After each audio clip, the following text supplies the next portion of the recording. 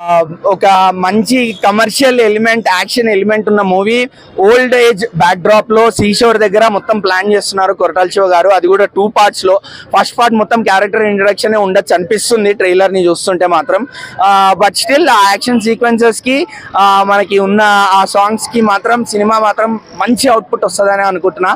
Especially NTR గారు looks, ఆ old vibes, ఆ సీషోర్ వైబ్స్ ఏదైతే ఉన్నాయో, మళ్ళీ కొన్ని షార్ట్స్ మీరు టీజర్ లో చూసారు, ఆ మూన్ ని బ్లడ్ కవర్ చేయడం, అదంతా కూడా కొన్ని షార్ట్స్ కొరటాల గారు చాలా పకడ్బందీగా ప్లాన్ చేశారు. ఆల్రెడీ దెబ్బతినిపోయి ఉన్నారు కాబట్టి కొంచెం గట్టిగానే ప్లాన్ చేస్తున్నారు అనుకుంటున్నా.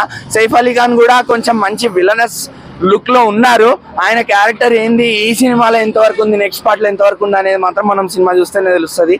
జాన్వీ కపూర్ కూడా చాలా గ్లామరస్ గా ఉంది, మీరు ఆల్రెడీ సాంగ్స్ లో కూడా చూసారు అది.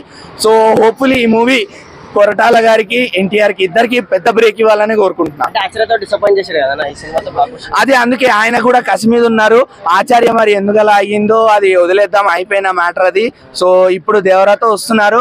ఎన్టీఆర్ గారికి అలా కాకూడదు, కొరటాల గారికి అలా కాకూడదు అంతే. ఎవరైనా రాజమౌళి గారితో తీసిన తర్వాత టాక్ కాదనా, అది అందరికీ తెలిసిన ఫ్యాక్ట్. అది రాజమౌళి గారితో సినిమా తీసిన తర్వాత కోలుకోలేదు ఎవరు. మరి ఎన్టీఆర్ గారు దాన్ని ఎలా ఢీ కొట్టబోతున్నారో చూడాల్సింది.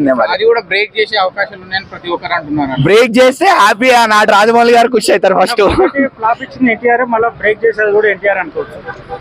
మొదటి ఫ్లాప్ ఇచ్చింది ఎన్టీఆర్. ఓకే, అట్లా అనుకుంటే మరి మేబీ బ్రేక్ చెయ్యొచ్చు. ఎందుకంటే కొరటాల గారికి ఆల్రెడీ ఎన్టీఆర్ గారితో మంచి కెమిస్ట్రీ ఉంది, హిట్ దొరికింది. సో ఈ మూవీ కూడా బ్రేక్ అవ్వచ్చు, ఇద్దరికి హ్యాట్రిక్ అవ్వచ్చు కూడా తర్వాత మూవీతో.